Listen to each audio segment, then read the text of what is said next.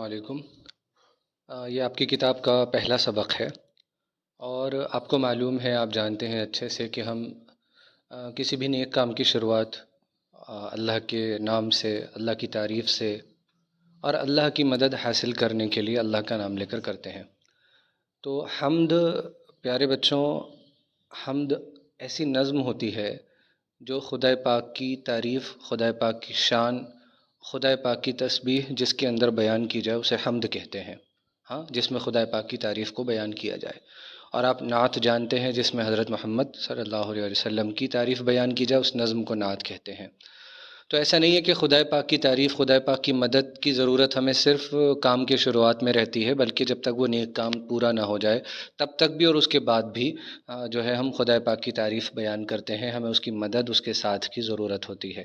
تو صرف شروعات اس کے نام سے نہیں ہے، بلکہ پورا کام اسی کے نام سے ہوتا ہے۔ اس حمد کے جو مصنف ہیں وہ اسماعیل میرٹھی صاحب ہیں۔ 1844 پیدائش، 1917 میں وفات۔ اسماعیل ان کا تخلص، اور یہ تخلص کا نشان۔ تخلص شاعر کا وہ نام جو وہ شاعری میں استعمال کرے، چھوٹا سا نام ہوتا ہے عام طور پر۔ غالب کا مرزا اسد اللہ خاں پورا نام، لیکن تخلص غالب۔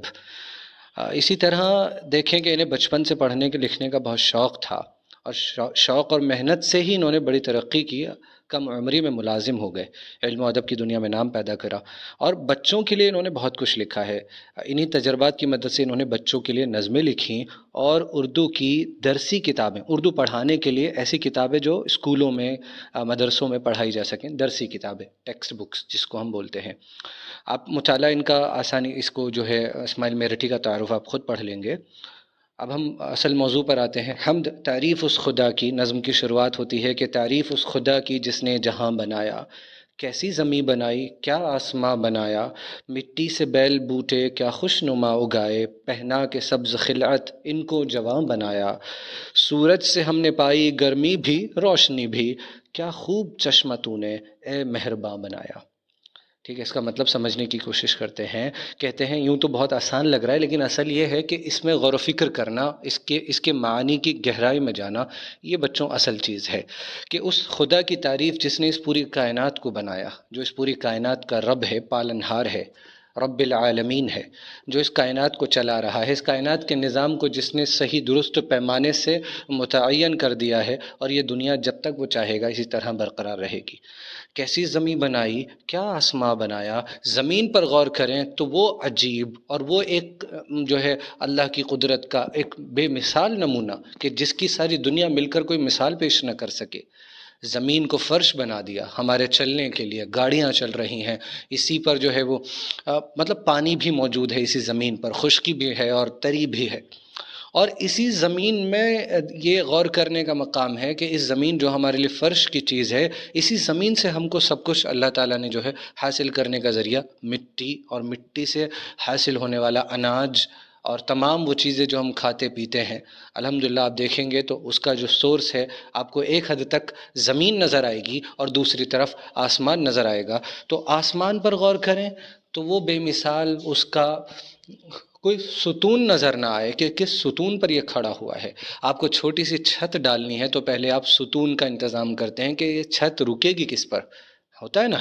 آسمان پر نظر ڈالیے، یہاں سے وہاں تک چلے جائیے، ایک کونے سے وہاں تک چلے جائیے، اور غور کریں گے تو کوئی سکون، کوئی سوراخ آپ کو نظر نہیں آئے گا آسمان کے اندر، ہے نا عجیب بات۔ اور جو سائنس پڑھنے والے طلباء ہیں وہ تو اور غور کریں گے، آسمان میں نہ جانے کتنے ستارے ہیں۔ اس نے اس آسمان کو، اس کے نچلے حصے کو ستاروں سے اور چاند سے روشن کر دیا ہے، سجا دیا ہے، سنوار دیا ہے۔ کیا کیا عجیب نظارہ ہے۔ مٹی سے، ایک مٹی جو ہمیں ایک بیکار شے، اگر اس کو ہاتھ میں لیں تو ایسا محسوس ہوتا ہے جیسے کسی کام کی نہیں مٹی، بلکہ کپڑوں پر لگ جائے تو گندگی، اور پانی میں مل کر کپڑوں پر لگ جائے تو بے حساب گندگی، کیچڑ۔ اسی مٹی کا کرشمہ، اسی مٹی سے اللہ تعالیٰ نے بیل بوٹے کیا خوش نما اگائے۔ پھلوں کو دیکھیے اور پھولوں کو دیکھیے، اناج کو دیکھیے، تو بے مثال چیز ہے۔ آپ کو انگور کی بیل بھی اسی مٹی سے، انگور کا ذائقہ، کھٹا میٹھا ذائقہ اسی مٹی سے۔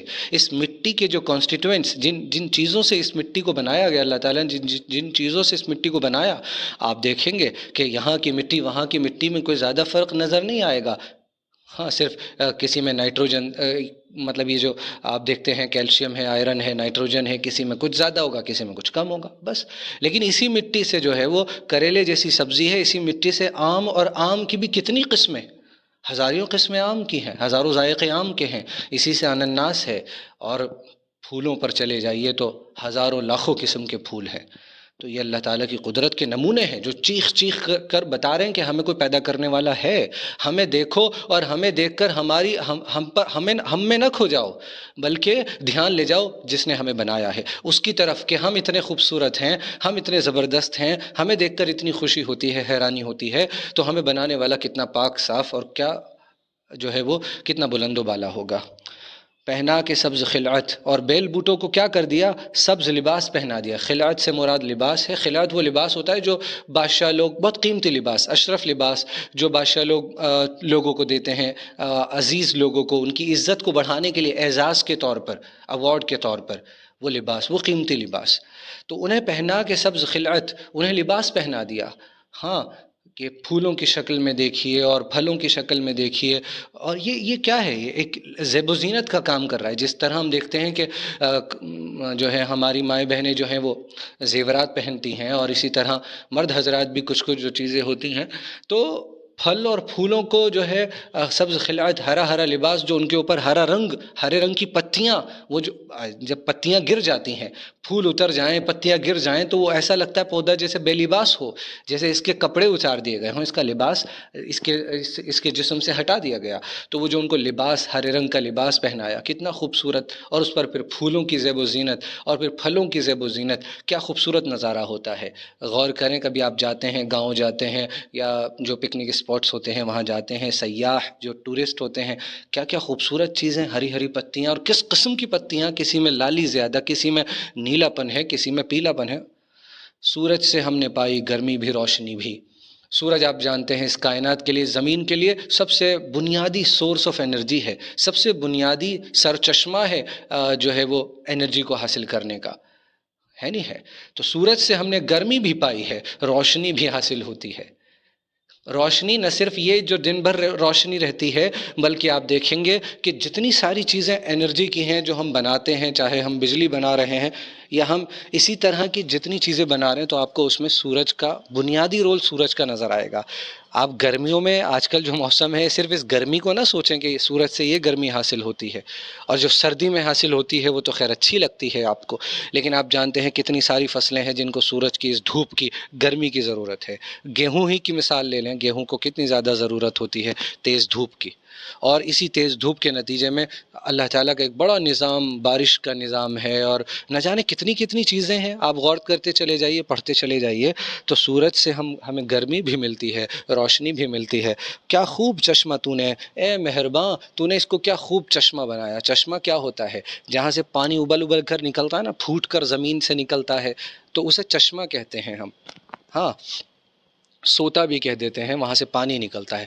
تو سورج ہمارے لیے ایک چشمہ ہے، ایک سورس ہے، استروت ہندی میں آپ کہتے ہیں. چشمہ ہے کہ جس سے ہم کو اس کائنات میں جو ہے زندہ رہنے کے لیے، اپنی ضرورتوں کو پورا کرنے کے لیے اللہ تعالیٰ نے ایک نظام بنایا، اس کو ذریعہ بنایا، جس سے ہماری تمام ضرورتوں میں سے بہت ساری ضرورتیں آپ دیکھیں گے کھانے پینے کی، خاص طور پر اسی سورج کے نتیجے میں پیڑ پودوں کا اگنا، پیڑ پودوں کا اس کے نتیجے میں کھانا پکانا، اور پھر اسی پیڑ پودوں کو جانوروں کا کھانا ہے، اور پھر کس طرح سے غذا کا پورا نظام چل رہا ہے، فوڈ چین، ویب چین، یہ سب آپ جانتے ہیں. آگے دیکھتے ہیں. یہ پیاری پیاری چڑیاں پھرتی ہیں جو مہکتی چہکتی، قدرت نے تیری ان کو تسبیح خواں بنایا. رحمت سے تیری کیا کیا ہے نعمتیں میسر، ان نعمتوں کا تجھ کو ہے قدرداں بنایا. ہر چیز سے ہے تیری کاریگری ٹپکتی، یہ کارخانہ تو نے کب رائے گاں بنایا. یہاں نظم پوری ہوتی ہے. نہ صرف یہ چیزیں جو ہمیں نظر آ رہی ہیں، بلکہ ہم دیکھیں کہ اس کائنات میں طرح طرح کے پرندے چرندے اللہ تعالیٰ نے پیدا کیے. پرندوں پر نظر ڈالیں، چڑیا کو دیکھیں، ذرا سی چڑیا جس طرح وہ چہکتی ہے، صبح صبح وہ چہکتی ہے، اور جس طرح اور پرندے چہکتے ہیں، آپس میں باتیں کرتے ہیں، وہ کہیں نہ کہیں خدا پاک کی تسبیح بھی بیان کرتے ہیں. ہم ان کی زبان کو سمجھتے نہیں ہیں. قدرت نے تیری ان کو تسبیح خواں بنایا. یہ سب جو ہے تیری تسبیح، تیری پاکی بیان کرتے ہیں. ہاں، اور تیری قدرت نے ان کو پاکی بیان کرنے والا بنایا، ان کا چہکنا ایسا محسوس ہوتا ہے جیسے یہ اپنے رب کی عبادت کر رہی ہیں، اپنے رب کی اپنی زبان سے، اپنی اس زبان سے جس طرح ان کو تو نے بولنا سکھایا ہے، یہ تیری پاکی بڑائی بیان کر رہی ہیں۔ تو آگے شاعر کہتا ہے کہ رحمت سے تیری کیا کیا ہے نعمتیں میسر، ان نعمتوں کا تجھ کو ہے قدرداں بنایا، کہ جو کچھ ہم کو میسر ہے، جو کچھ ہم کو نعمتیں جتنی حاصل ہیں، آنکھ ہو، سننے کی طاقت ہو، بولنے کی طاقت ہو، دیکھنے کی طاقت ہو، چکھنے کی، کھانا کھانے کی طاقت، کھانا ہضم کرنے کی طاقت، اور کیا کیا نام لوں، نعمتوں کو تو شمار کرنا چاہیں تو گنتی نہیں کر سکتے۔ قرآن میں کہا نا اللہ نے، تم نعمتوں کو گننا چاہو، حساب میں لانا چاہو، نہیں لا سکتے۔ یہ سب تیری رحمت سے اے مالک، یہ سب ہم کو جو میسر ہیں تیرے رحم سے، تیری رحمت سے میسر ہیں، تیری رحمت سے حاصل ہیں، تیرا رحم ہے۔ ہم تیری نافرمانی بھی کر جاتے ہیں کئی مرتبہ تیرے جو حکم کو توڑ دیتے ہیں، اور پھر بھی تو ہم پر اپنا رحم کرتا ہے، پھر بھی تو ہم سے فوراً نعمتیں نہیں چھین لیتا، فوراً ہمیں جو ہے ہم نافرمانی کی سزا فوراً ہمیں نہیں دے دیتا ہے، ہمیں توبہ کرنے کا موقع دیتا ہے۔ تو اے خدا، اے پروردگار، تیری رحمت سے ہی ہم کو یہ تمام نعمتیں جن کو ہم گن نہیں سکتے، شمار نہیں کر سکتے، ہاں ان کا شکر ادا کرنا ہم کو چاہیے، جو اگلے مصرے میں کہا شاعر نے کہ ان نعمتوں کا تجھ کو ہے قدرداں بنایا۔ اے انسان، تجھ کو پروردگار نے ان نعمتوں کا قدر کرنے والا بنایا، تیری ذمہ داری ہے کہ تو ان نعمتوں کی قدر کرے، شکر ادا کرے۔ نافرمانی کرے گا، ان نعمتوں کا استعمال اللہ کے حکم کے خلاف کرے گا تو یقیناً سزا کا مستحق بنے گا۔ اور نعمتوں کو پروردگار کے حکم کے مطابق، اور نعمتوں پر خدا پاک کا شکر، تو کیا ہوتا ہے؟ وہ نعمتوں میں اضافہ کرتا ہے، وہ زیادہ دیتا ہے۔ کیا کرتا ہے؟ زیادہ دیتا ہے۔ جب ہم اس کی نعمتوں پر شکر کرتے ہیں، جتنا ہمیں حاصل ہے اتنے پر شکر صبر کرتے ہیں، دوسروں کو نہیں دیکھتے ان کو زیادہ میسر ہے، ان کے پاس تو زیادہ ہے، وہ تو نماز بھی نہیں پڑھتے، یا وہ تو ایسے ہیں ویسے ہیں، نہیں نہیں نہیں، جلن اور حسد سے کام نہیں چلے گا۔ پروردگار کو وہ بندہ پسند ہے کہ وہ اس کو جتنی نعمتوں میں رکھے وہ اس پر صبر اور شکر کرے۔ جب بندہ شکر کرے گا وہ زیادہ دے گا، ناشکری کرے گا سزا کا مستحق بنے گا۔ تو اے پروردگار، شاعر اس شعر میں کہتا ہے کہ ہم کو جو کچھ حاصل ہے تیری رحمت سے حاصل ہے، تیری رحمت ہٹ جائے تو جو کچھ ہمارے پاس ہے ہم کسی لائق نہیں ہیں کہ یہ سب ہمارے پاس بنا رہے، صرف اور صرف تیری رحمت کی وجہ سے یہ نعمتیں ہم کو میسر ہیں، ہم کو حاصل ہیں۔ ان نعمتوں کا ہم کو کیا بننا ہے؟ اس نے ہمیں کیا بنایا، کیا ذمہ دیا ہمیں کہ ہم ان نعمتوں کا شکر کریں، قدر کریں، جتنی ہے اس پر اس کی قدر کریں، شکر کریں۔ آگے کہتے ہیں ہر چیز سے ہے تیری کاریگری ٹپکتی، یہ کارخانہ تو نے کب رائے گاں بنایا۔ اس کائنات میں زمین کے کسی حصے میں چلے جائیں، ہر حصے میں، ہر چیز پر جہاں نظر ڈالیں، ہر چیز میں سے اس کی قدرت، اس کی کاریگری، اس کا جو ہے قدرت کا نمونہ، یہ سب ٹپک رہا ہے، بول رہی ہیں چیزیں کہ ہم کو بنانے والا کوئی ہے، کوئی پاک صاف ذات ہے، کوئی سبحان ہے جو ہر عیب سے پاک ہے، جو سب سے بڑا ہے، جس کے مقابلے پر کوئی چیز نہیں آ سکتی ہے۔ ہاں، تو ہر چیز سے ہے تیری اے مالک، ہر چیز سے تیری کاریگری ٹپکتی ہے۔ دنیا کے اندر جو چیزیں انسانوں نے بنائی ہیں، ظاہری طور پر جو ہمیں لگتا ہے کہ یہ انسان نے بنائی ہے، اس کو بھی اگر آپ نظر ڈالیں گے تو آپ کو نظر آئے گا کہ غور کرنے پر کہ یہ چیزیں بھی اسی کائنات سے لی گئی ہیں۔ یعنی ان چیزوں کی بنیاد میں جائیں گے تو پتہ لگے گا کہ ان کو دینے والا بھی اللہ ہے، عقل کو دینے والا بھی تو اللہ ہی ہے۔ خدا پاک نے عقل دی کہ اس کا استعمال کر کے آپ سیمنٹ اور اینٹ اور ان کا پلرز ان کے استعمال کر کے مکان بنا لیں، تو آپ دیکھیں گے اینٹیں کہاں سے حاصل ہیں؟ مٹی سے۔ آپ سیمنٹ پر چلے جائیں، کہاں سے حاصل ہے؟ آپ اسٹیل پر چلے جائیں، کہاں سے؟ لوہا وغیرہ سے مل کر بنائی گئی۔ لوہا کہاں سے حاصل ہے؟ زمین سے۔ تو آپ جتنی چیزوں پر نظر ڈالیں گے نا، آپ کو نظر آئے گا کہ ہر چیز میں اللہ کی قدرت ٹپک رہی ہے، وہ بول رہی ہے ہر چیز اپنے منہ سے، اگر کوئی سننا چاہے، دیکھنا چاہے۔ اور یہ کارخانہ، یہ دنیا جو کام کرنے کی جگہ ہے، خانہ مطلب گھر، کار مطلب کام، تو یہ دنیا جو کام کرنے کی جگہ ہے، یہ کارخانہ، یہ کس کو کہا گیا؟ کارخانہ دنیا کو کہا گیا ہے۔ یہ تو نے کب رائے گاں بنایا؟ بیکار نہیں بنایا، بے مقصد نہیں بنایا۔ اس دنیا کی ہر چیز کا کوئی نہ کوئی مقصد ہے۔ اس دنیا کے اندر جو چیز آپ کو نظر آ رہی ہے، بغیر مقصد کی کوئی چیز پیدا نہیں کی گئی ہے۔ یہاں تک کہ اب غور کرنے کی بات ہے، چھوٹی سے چھوٹی چیز اگر بے مقصد نہیں ہے تو یہ انسان جو اشرف المخلوقات تمام مخلوق میں سب سے افضل بن سکتا ہے اپنے عمل کی وجہ سے، اور اللہ نے بنایا ہے اس کو، تو وہ بے مقصد کیسے ہو سکتا ہے؟ تو ہمیں ہمارے آس پاس جتنی چیزیں ہیں ان کا مقصد بھی سمجھنا ہے اور ان کو ان کے مقصد کے مطابق استعمال میں لانا ہے تاکہ ہم کامیابی حاصل کر سکیں اس دنیا کے اندر، اور اپنے مقصد پر بھی غور کرنا ہے تاکہ ہم کامیابی حاصل کر سکیں اس دنیا کے ساتھ ساتھ آخرت میں بھی۔ تو جو انسان اپنے مقصد کو سمجھے گا کہ پروردگار نے اس کو کیوں پیدا کیا ہے اس دنیا کے اندر، ہاں وہی کامیابی کو، اصل کامیابی کو پہنچے گا، کیونکہ وہ جان لے گا کہ صرف یہ دنیا مکمل دنیا نہیں ہے، بلکہ اس کے بعد ایک جگہ ہے جہاں یہاں کے کیے ہوئے کاموں کا بدلہ ہو بہو پورا کا پورا دے دیا جائے گا۔ جو اچھے عمل کرے گا ویسا بدلہ، اور جو برے اعمال کرے گا اس کو ویسا بدلہ۔ تو یہ کارخانہ، یہ دنیا اللہ تعالیٰ نے بیکار نہیں پیدا کی ہے۔ ربنا ما خلقت هذا باطلا، اے ہمارے رب آپ نے یہ سب، جس چیز میں غور کریں اس کو آپ یہی کہیں گے، اے ہمارے رب آپ نے یہ بیکار میں پیدا نہیں کر دیا۔ اس کائنات کی کوئی چیز بے مقصد نہیں ہے۔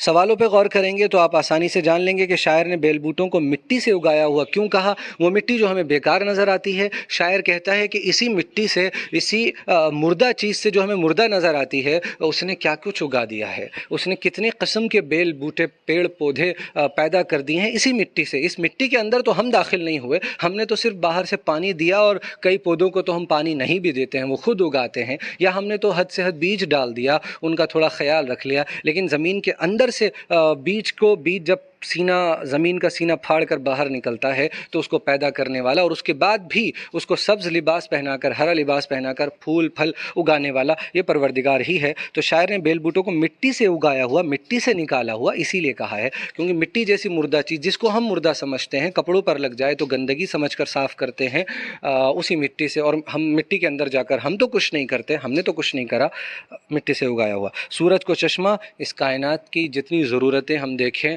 تو ضرورتیں آپ دیکھیں گے بے شمار ضرورتیں ہیں جو پوری ہوتی ہیں بنیادی طور پر سورج کے ذریعے سے، اور سورج سے ہم کو گرمی، روشنی دونوں حاصل ہوتی ہیں، اور جو انرجی جس کو ہم کہتے ہیں کام کرنے کی طاقت، زندہ رہنے کے لیے جو ضروری ہے، وہ سب پیڑ پودوں کی شکل میں ہو۔ پیڑ پودوں کا کھانا سورج سے ہے، اور پیڑ پودے کتنے ہی جانوروں کا اور انسانوں کا بھی کھانا ہے۔